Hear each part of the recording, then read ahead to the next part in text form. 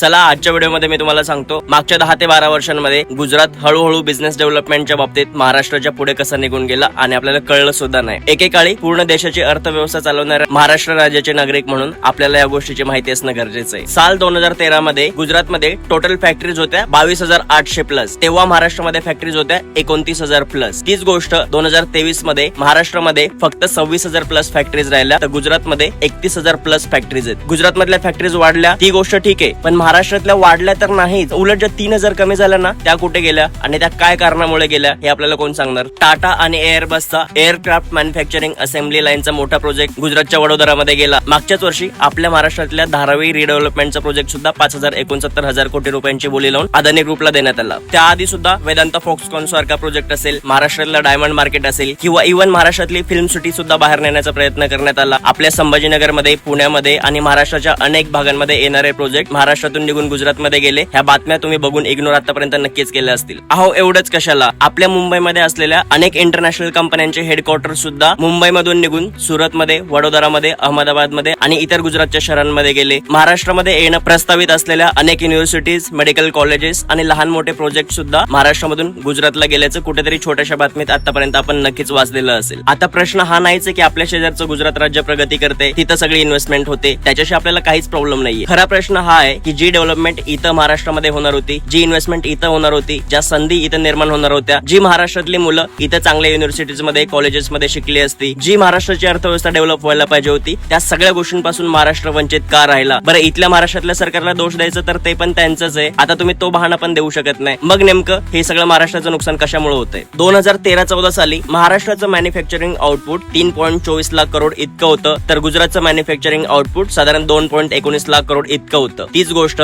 2022-23 या वर्षी महाराष्ट्राचं मॅन्युफॅक्चरिंग आउटपुट 4.92 लाख करोड इतकं राहिलं, तर गुजरातचं मॅन्युफॅक्चरिंग आउटपुट पोहोचलं 6.73 लाख करोड इतकं। भलेही जीडीपीच्या बाबतीत महाराष्ट्र अजूनही देशात 1 नंबरला आहे, पण आपण गुजरातपेक्षा लोकसंख्येच्या वगैरे बाबतीमध्ये दुपटीनं मोठे आहे म्हणून ती गोष्ट आहे। अदरवाईज 2010-11 साली जो महाराष्ट्र देशाच्या जीडीपीच्या 15.2% इतकं कॉन्ट्रीब्युशन देत होता, तेच कॉन्ट्रीब्युशन आता 13.2% इथपर्यंत खाली आलेलं आहे। कुठल्या प्रचाराला बळी पडून आपण महाराष्ट्रातल्या येणाऱ्या पुढच्या पिढ्यांचं नुकसान करतोय हे कदाचित तुम्हाला ऐकायला विचित्र वाटेल, पण मला असं वाटतं की व्यापाऱ्यांचा खरं तर कुठलाच धर्म नसतो किंवा कुठला विचारही नसतो, ते तुम्हाला भलत्याच गोष्टींमध्ये अडकवून स्वतःचा स्वार्थ साधून घेतात।